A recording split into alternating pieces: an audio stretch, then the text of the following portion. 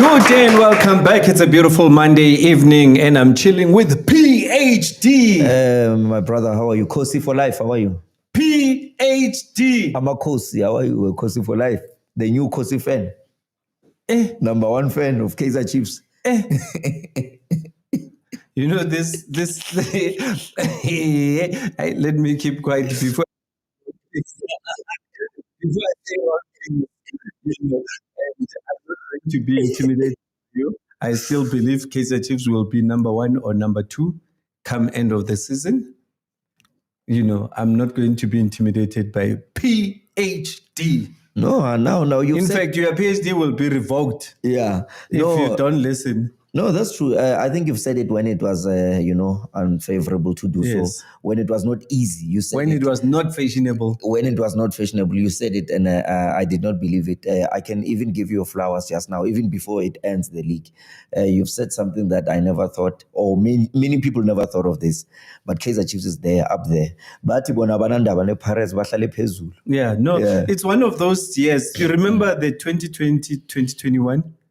season? Yes, 2021 season. Yes. You remember what Chiefs did? Yeah. They were number one till the last 20 minutes. That was sad. That was very sad. You know, it's one of those seasons. Yeah, that was where you're going to keep on praying and hoping and trying to intimidate people like me. Yeah. But Chiefs is just going to keep on going. Exactly. You just mentioned something very, very sad because they were celebrating their 50th anniversary. Yeah. And everyone was sure that Kaizer Chiefs is going to win that league. And Dr. Kaizer Mtaung was very confident. In fact, he wanted to win that league in celebration of Kaizer Chiefs. And if it doesn't get worse than that league, than season. Yeah. So 5 years later. Yes, 5 years later. 55. Yeah. They are swimming with the big sharks. The likes of Shikukun and Kaizer Chiefs are up there. Yeah. Yes. And I'm sure the next game should be against Sipong. Who are they playing next? Yeah, I think they're playing against Shikukun. Yeah, so it's good for football. I'm sure I can tell what you're going to say. Yes. No, it's very good for football. You need a draw. Yeah, I need a draw. That would be the best result. But again, I wouldn't mind even if Kaizer Chiefs are to win it. Even if Shikukun is to win it. I think both teams can compete well in terms of the league, but I don't see them being in a good position of winning the league. Mm-hmm. Yes, it would be a good start, and for them to, to just make sure that they make it into the top 8, especially Kaizer Chiefs. Shikukun, they are known for being in the top 8. Have been 2 times in a row being number 4. So, but for Kaizer Chiefs, man, there are those kids when it's the school just reopens, they study a lot. This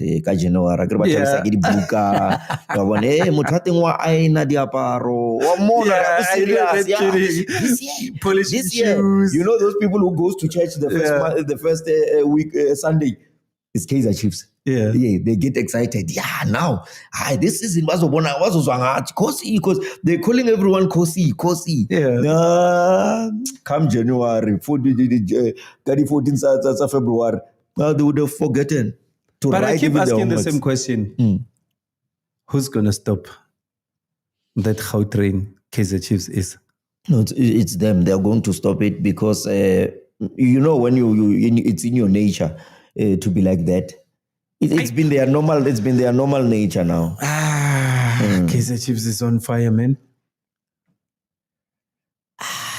They're just winning. It's not like, okay, for example, why don't you ask yourself that this team is number 2, yet only one player is selected from their squad? Maybe they're playing as a team. No one is really standing out.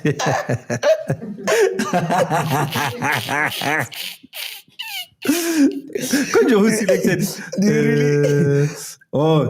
Shabalal. Yeah, but just imagine you are number 2. You are sharing the same points with number 1, yet one player is selected. Hey, talking about the squad, my player is injured.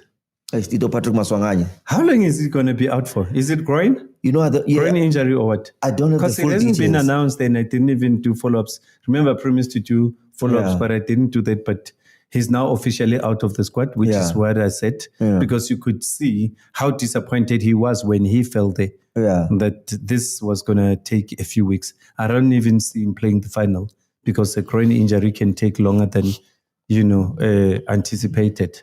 And Yeah. if the final is happening in 2 weeks, the least you can go for a groin injury would be 3 weeks. So I don't see him even playing the final. So that's a plus for Stelis. Yeah, it's very sad, but in a way, it's not a permanent injury. And as if I know, because I knew, I called him on Friday, but at least maybe they were preparing to go and maybe for training and stuff, and I couldn't find him. But I think, maybe it's a blessing in disguise because they chose Sipong Bully, a player that was written out. A lot of people, when they say God will prepare a table in front of your enemies, when people thought you were rejected and all stuff, and God of Sipong Bully comes in, and what a blessing. And it's not just God blessing him, but the boy is talented. The boy is talented. Yeah. People are eating humble pies. Remember, people said within a week or two, Sipong Bully would be out of Orlando Pirates. And I said, that sometimes it's not like you're talented. Being too talented and playing for smaller institution can be demotivating because you're a great player, then you're a star, but you need a bigger institution to handle you. You understand? So it's not like Sipong Bully is a bad player or anything, but you cannot be displaying what he displays in an empty stadium. Never. It won't make sense. For the first time in his career, he played for a team that made sold out from the first game of the season, and had many sold outs than he never had in his longest career within a very short space of time. Then he's never been famous than now. And now he even he got the Bafana Bafana call up. Do you think he'll play at Bafana? Congratulations to Bafana Bafana for selecting Sipong Bully. Yeah, they are blessed. They are blessed. It's not like they are really doing him a favor. And let me not be modest about him.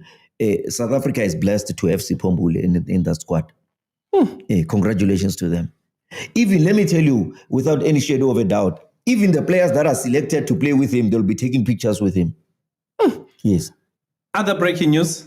It was said that Knox Mtizwa will be joining Richards Bay, moving from Golden Arrows. How true is that? It's just rumors for me. I don't have, the full details of that. But for me, I think that would be a good move. I think Knox Mutizwa has played so much, so long for Golden Arrows. I don't think he was motivated as one should have, which is like the issue of Tabiso Munyani. He had to go out and get motivation. Take nothing away from Knox Mutizwa, very motivated. And you'll be going to a team that has money now. Remember, they've got that sponsor they got last season of 100 million, where they'll get at least 30-something million a year. So I think that will... Because I was about to ask you a question. What would be the motivation moving from Arrows to Richards Bay? Is it because of financial benefits? Also. Okay. Zaga. Zaga. That's why you saw Richards Bay came from relegation into top 8. Yes. You don't need to say much when you put money. But if Agimalu was born, so they just put the money, the rest is history. Which is what they're doing now. That's what they are doing. Sometimes I hear this dumb cops, especially you find old people bragging to each other. I'm sharing. These days, you don't. This is what Richard Bay is doing. They just put their money, everything, get motivation, and that's it. That's the best motivation we can hide. It worked though. It worked. Richard Bay was fighting for relegation. They said to relegation when they got that sponsor. Remember, the guy is a co-business partner of Real Madrid, by the way. The guy who gave them that 100 million sponsor. Hey, Jovin is an international businessman. They own a gas plant. Okay. Yes, he's got a lot of money. That 100 million is nothing for him. That's why it's written something gas. Yes. Yes, these journalists are very slow. I have to do all these things for them easily. These people are slow. They don't even know. So that guy has been in business for many decades. Yeah. With Giovanni. Is it Giovanni? Who's this guy? The owner of Real Madrid. So he promised them, because they were fighting for relegation, he promised them the 100 million deal. And then for them to escape a relegation. And they did that. And then he gave them the deal of 100 million. That's why they wanted Roland Mukwena to go and coach them. And Roland said he doesn't want to play against Sundowns. And they made it to the top 10. I mean, to the top 8. And I'm talking about a team that did not even have a dietitian. From that season, they've got everything. No, on a serious note, they did not have even because now you need the resources, good as they are. But we just want to thank people such as that, or companies such as that realizes talent. The people of Richards Bay are now blessed to have a team that can say, I'm here to stay in the PSL. To all those that are watching, guys, please keep on sending all those messages. We want to hear your comments. We'll be discussing the controversial penalty decisions that happened during the 3 big matches. Yeah. You know, there was one controversial moment when Kaizer Chiefs played. They Arrows were denied a penalty. Pirates got a penalty. Sundowns got a penalty that turned into a winning goal and record-breaking goal. You know, it's so concerning to find the so-called big 3 always in the midst of penalties. What's happening? It's worrying, but it's also good for football to have this kind of moments, because then it teaches us about the need for VAR. Expensive as it is, yes, one thing, there's a need. And I'm just not too sure how are we going to afford to have VAR in this country, because there's a lot of things that make VAR not feasible at the moment. And one such example will be you go to FNB.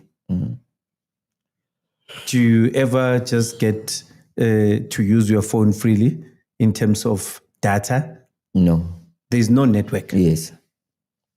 So I'm asking myself, things like those, things like VAR, is it going to be cable coordinated? What? You know, because there's just too many things that make us a little bit, you know, backwards. You go to Orlando Stadium, you never struggle with that. Yeah. But it's in Soweto.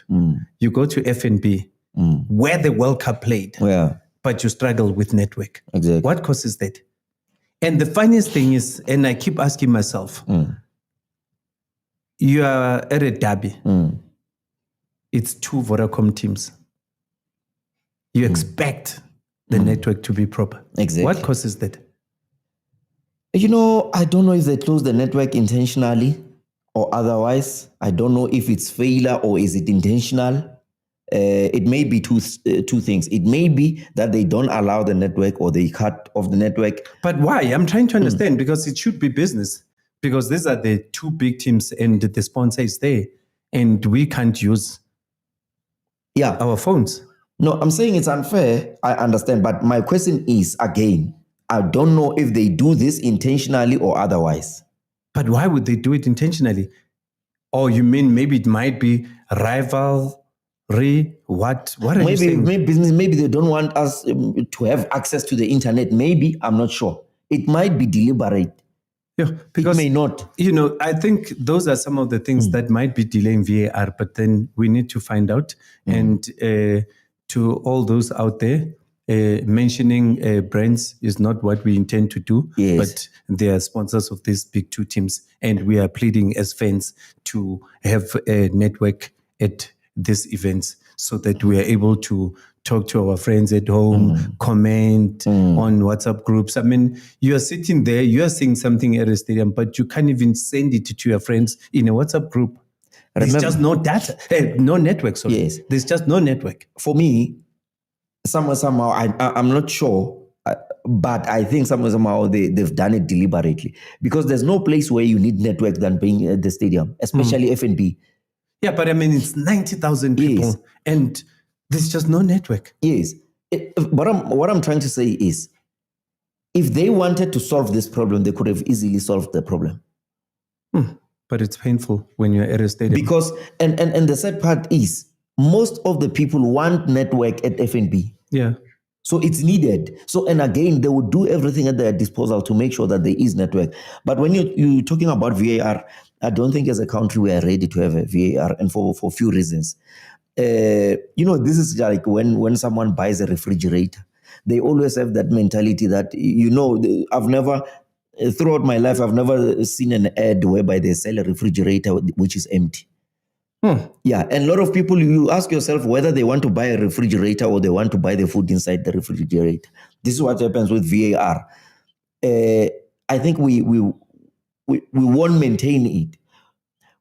Because our referees, remember, they don't work full-time jobs. They work part-time.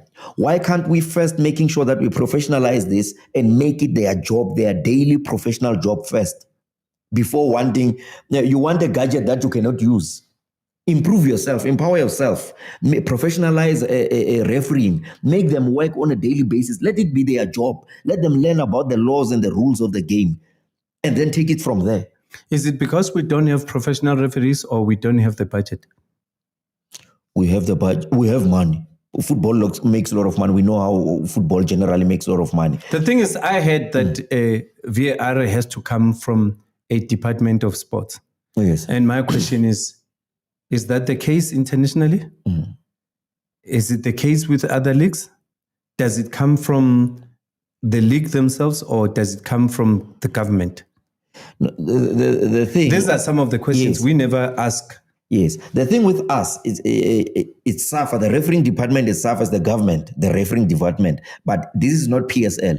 And remember, PSL won't bother themselves to get involved in issues of SAFA and whatsoever. Yes, because by the way, referees are under SAFA. Yes. So it's SAFA, which is the government. The association. Yes, the association. SAFA is not even the government, it's the association. Yes. So SAFA... It's an independent association that's funded partially by government. Yes. So SAFA should be the one professionalizing this. And I almost mentioned something about one referee friend of mine. But you can tell that things are not really going well. And he did not tell me something bad. But when a referee says, hey, can you buy me a Coke? Imagine the powers that you can have to manipulate them or to capture them. Because now they are paid per game. And if games are not playing, it means I can buy you coffee and you are captured already because you're not I'm not promoting that referees should be captured, but I'm saying if they know that this is our salary every month, and obviously someone who knows that this is my salary will then be motivated to study about the rules and the laws of the game while practicing, because you have to run, you have to be strong physically and be strong mentally. So if I'm going to my piece job and then coming back and be a referee, while the players that I'm refereeing against or for are doing their job like they are working there. Tebo Mukwena is working as a footballer every day, and a referee comes as a part-time job. And the person that comes as a part-time job, he's the one who decides for those that are fully committed to the job. So it cannot be. It's double standard for me. Let's hope for the best with the VAR. Let's talk about the controversial penalties that have happened. Controversial penalty decisions. Let's start with the Orlando Pirates one. Was it a penalty or not? I know we've discussed this, and I know you've spoken to a lot of people. What are your feelings about that? Honestly speaking, when I saw it first, I thought it was a penalty. But when I saw the replay, I thought it was outside. But again, when I saw the replay again, I thought it was inside, because now the referee was reffing the hand and Mahupa was now going inside. He attempted to kick him with the leg. Unfortunately, he used the hand. So chances are it was a penalty. Hey, PhD. I said three things. When I saw it for the first time, make the final decision. Was the Pirates penalty a penalty or not?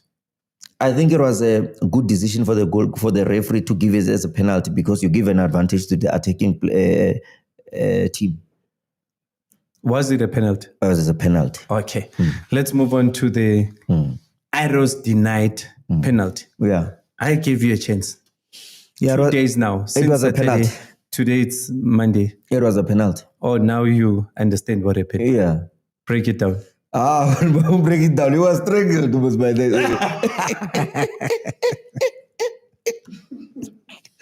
It was a penalty. Maybe even a card, or even... if he was the last man of defense, then even a card. Okay, so it was a penalty. It was a penalty, yeah. So Arrows were denied a penalty. Yes. Okay. We're going to the last one. Yeah. Shalulile. Yeah. Record-breaking goal. I think he used this experience. It was a soft penalty. But yes, it was a penalty. But too soft for me. Wow. Things happen, eh? After 2 days, now we have 3 penalties. Yeah. Yesterday we only had 1 penalty, and they say a wise man always changes his mind. And I'm glad that you did your own research, you spoke to people, you watched them over and over again, and now we know that 2 were legitimate penalties and 1 was denied penalty. Yeah. Anything extra? No, Me, I'm done. Nothing extra. I think the Shalulile issue, because I think the contact started from outside. That's where the confusion was. But again, I think it was too soft. But that was experience, and it was very smart of him to do the very same thing. Remember, Shalulile plays with Tembazwani. Tembazwani is one player that has got a PhD of faking penalties. He makes you believe that he got a penalty. Take nothing away. He's from Tembisa. He knows the street. Even Tito did that in the Nedbank Cup final. He stole a penalty. He knew that Sundowns got a penalty that was not really a penalty, and then he gave himself a penalty. So that's what they do. They are very smart. They can be cheeky, and any touch they feel or they yell, they fall. They know that they are buying the referee. We're looking at Bafana Bafana games. We've got Apolis, who just won a man of the match. He's in the squad. Do you start him? Don't you start him? We've got a lot of players. Who would you start? At Bafana Bafana? Yeah. At Bafana Bafana, the coach does not have a choice. Even if he wanted to not to start him, he will definitely start him. Because already he has played, he's there. Let's start from number 1. Yeah. Goalkeeper, obvious. Ronald Williams, he's the trusted one. Even though he has dropped, he's standard. That's why I'm saying the obvious one. I know Sundowns people were so angry after those penalties. They were saying, we wish China could be number 1, but it was just the sadness of the moment. But now I'm sure they're back to, their original feelings. They still remember who Williams is and what he has done for the team. So it's number 1. And then we go to other positions. Other positions are you on 4-4-2, 4-4-3, 5 defense, 3? Even if it can be 4-4-2, it's still fine. I think a 4-4-2 would do, or 4-3-3 would do. But on the right, I would definitely give, for me, I would give him Dunyelwa, Mamelodi Sundowns right back, who replaced Khuliso Mudau. I think he played very well. He's a very good player, very confident. He can defend well, which is his primary job. But on the left, I'll definitely put in Mudiba. On the right, on the 2 center backs, I'll definitely want to risk it with Mbogazi. Now you think I'm going to say anything? Yeah, continue. And even Grant Kekane, I'll definitely start with him, because already he has played. He's got a lot of experience in terms of Bafana Bafana. In the middle of the park, for me, without any doubt, I would definitely put in Teboho Mokoena. The issue is Talent Mbata selected. Yeah. And then I'll definitely put Talent Mbata. Also in Police, obviously, that's my other winger. And the other winger, again, as you know, this issue of Relebohile Mofokeng becomes it's very tempting. I'll definitely put the 2 of them. Yeah, and I'd put Ekren Reiners together with Mahopa. Yeah, that's a hell of a squad. Yeah, it's a hell of a squad. It seems like you just went for Sundowns and Pirates, basically. What can we do? In Spain, this is what they do. But you've got Foster. He just scored against Man U. Oh, yes, Foster. I know Foster. You've got Foster. He just scored against Man U. Thank you for reminding me about Foster. I'll definitely put in a Foster. Okay. Yes. At least. Yes. No. No. Foster, let me tell you, the issue of Foster is not an argument. Yeah. Foster is Mzansi's number 1 striker. Okay. Without any shadow of a doubt. He plays in Europe. He plays for top teams in Europe, and he also scores. He's a very good player. He's a natural number 9, and he's Bafana's number 1 striker. So I can bench my hope and start with Foster. I had to do this early so that we start the debate early in the week, so that people can start creating their own squads, and so that we create the hype for the next match, so that, we are all get up as a nation to go watch Bafana Bafana and support them, and hopefully win both games and stand a better chance of qualifying for the World Cup as well.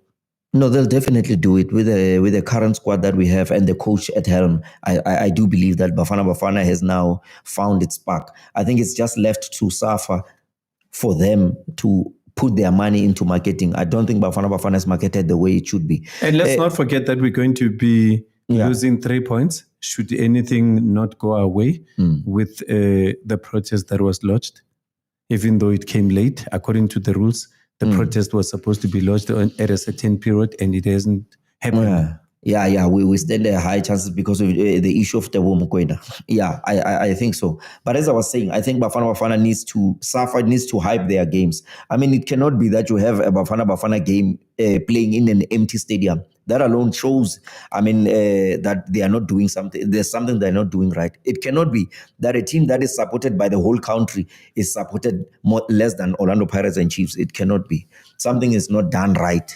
Yeah, no, the people will go. Yes. Any last words? No, my last words is I don't know. It's a question that is hanging in my mind. There's a controversial issue, the issue of Ribeiro, whom Sundowns for me seems to be struggling in his absence. I wonder if they want to have a player which is not happy because he has taken them to FIFA, by the way. I don't know what they have done. Even if they've given money, even if they give him money, remember, that money won't change South Africa to be Europe. South Africa will always be Europe, will be South Africa. So it might be that they said, or maybe they find a solution, an amicable solution to say, Ribeiro, we need you, we'll add, or whatsoever that they said behind the closed doors. But are you saying he's back? No, I'm saying he is likely to come back. Are you sure? Yes, it's something that is being discussed. Okay. Of recent. To me, it just sounds like saying Peter will be coming back to Sundowns. No, this one is not the Pito issue. Remember, Pito just last year is owing my uncle 10 million. That one is not an issue. That one we know that they are fighting. So even with the issue, but are you saying that Peter won't come back to Sundowns? I'm just saying that how do you come to someone whom you still owe 10 million? I don't think you'll come back, Pito. They had too much fight. But you're expecting Ribeiro to come back? Not because he wants to, okay, but he is forced. Not because Ribeiro wants to play for Sundowns. No, that's not what I think. But because the laws and the rules, because there's a contract that is signed. It might be that he's coming back and they bench him, those kind of things. But it's not like Ribeiro wants to come and play for Sundowns. Sundowns are forcefully forcing Ribeiro to come and play for them. Yes, that one is not an opinion. It's something that is out there. It's not me trying to come with a rumor. It's something that is there. Sundowns are fighting so hard, so bad, that they want Ribeiro to come and play for them. And believe you me, I don't blame them because Sundowns without Ribeiro does not look the same. They may get angry as they always do, but this is the truth and they know it. Yeah. PhD. Yeah. PhD. The one and only. The one who's not afraid to say it as it is.